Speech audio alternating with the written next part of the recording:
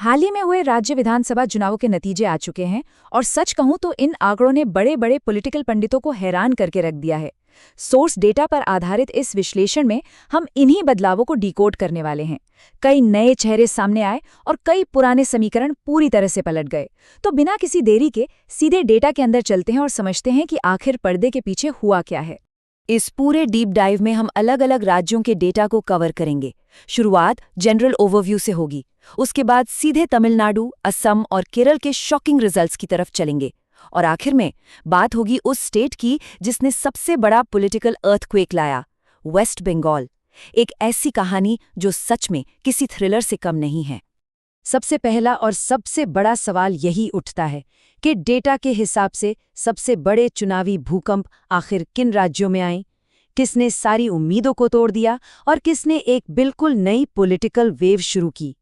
ये समझना इसलिए ज़रूरी है क्योंकि इन्हीं राज्यों के नतीजे आगे चलकर राष्ट्रीय राजनीति की दिशा तय करते हैं। तो चलिए सबसे पहले इन चुनाव परिणामों की एक ओवरऑल पिक्चर पर नज़र डालते हैं। डेटा के अनुसार कुल 5 राज्यों में वोटिंग हुई थी, लेकिन हमारा ये विश्लेषण मुख्य रूप से 4 राज्यों पर ही फोकस करेगा। सोर्स मटेरियल ने पुडुचेरी को इसलिए छोड़ दिया है क्योंकि मेन स्ट्रीम मीडिया और सोशल मीडिया पर वहां की कवरेज लगभग न के बराबर थी। इसलिए सारा ध्यान उन 4 राज्यों पर रहेगा जहां स्टेक्स सच में बहुत हाई थे। अब सीधे चलते हैं साउथ यानी तमिलनाडु। वहां के नतीजों ने एग्जिट पोल्स की सभी भविष्यवाणियों को पूरी तरह गलत साबित कर दिया। इस अनएक्सपेक्टेड नतीजे के पीछे की कहानी को समझने के लिए सोर्स डेटा में पॉलिटिकल स्ट्रैटेजिस्ट प्रशांत किशोर का एक बड़ा ही वायरल स्टेटमेंट हाईलाइट किया गया है। उन्होंने कहा था कि जब वो किसी को जीत दिलाने में मदद करते हैं तो उनकी पॉपुलैरिटी धोनी को भी पीछे छोड़ सकती है। ये स्टेटमेंट बताता है कि पर्दे के पीछे की स्ट्रैटेजी का इन रीजनल चुनावों में कितना बड़ा रोल रहा है। और वहाँ एक और बड़ा फैक्टर रहा।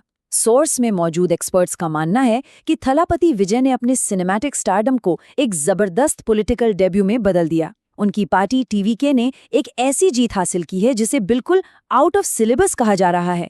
इसने राज्य की ट्रेडिशनल पॉलिटिक्स को पूरी तरह हिला कर रख दिया है। ये दिखाता है कि कैसे एक स्ट्रॉन्ग सेलिब्रिटी फेस दशकों पुराने पॉलिटिकल स्ट्रक्चर्स को भी डायरेक्ट चैलेंज कर सकता है। साउथ से अब सीधे चलते हैं नॉर्थ ईस्ट। असम के नतीजों ने तो जैसे हिस्ट्री और पॉलिटिकल ग्रेविटी दोनों को ही डिफाई कर दिया। यहाँ का एक आंकड़ा बहुत कुछ कहता है, 82। ये सिर्फ एक नंबर नहीं है, बल्कि असम में 126 में से 82 सीट्स जीतना एक मैसिव विक्ट्री है। सोर्स डेटा इसका सीधा श्रेय हिमंत बिस्वा शर्मा को देता है। उनकी लीडरशिप ने न सिर्फ पिछले रिकॉर्ड तोड़े बल्कि स्टेट में पार्टी की पकड़ को एकदम सॉलिड बना दिया। ध्यान देने वाली बात यह है कि ग्राउंड रिपोर्ट्स में एंटी इनकम्बेंसी यानी सरकार के खिलाफ गुस्सा काफी बड़ा फैक्टर माना जा रहा था, पर असम सरकार ने इस थ्योरी को पूरी तरह मात दे दी।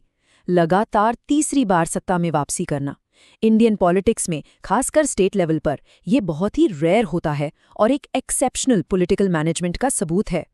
इसी वजह से पॉलिटिकल एनालिस्ट्स अब असम को रूलिंग पार्टी के लिए नया गुजरात कहने लगे हैं।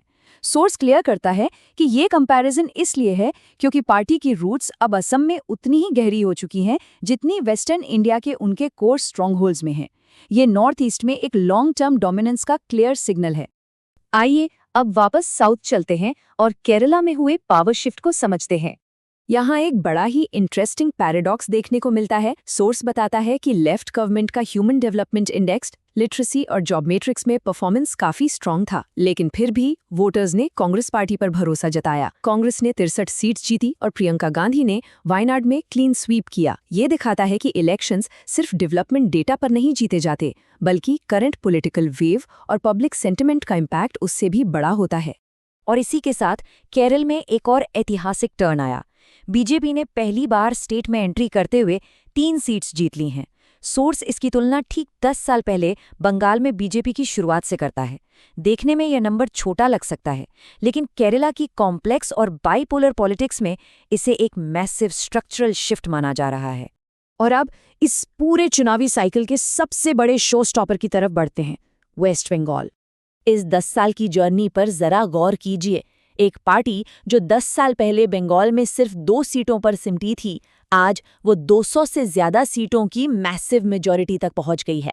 सोर्स डेटा इस जंप को इंडियन इलेक्टोरल हिस्ट्री की सबसे फास्ट और सबसे बड़ी ग्रोथ में से एक मानता है। ये फिगर्स अपने आप में क्लियर करते हैं कि कैसे एक डिकेड के अंदर पूरा का पूरा पॉलिटिकल लैंडस्केप फ्लिप हो सकता है। इस पूरे एनालिसिस में एक मोमेंट को बहुत जोर देकर हाईलाइट किया गया है। वो है भवानीपुर में शुभेंदु अधिकारी का ममता बनर्जी को हराना। ये सीधे तौर पर 2021 के नंदीग्राम वाले अपसेट की याद दिलाता है।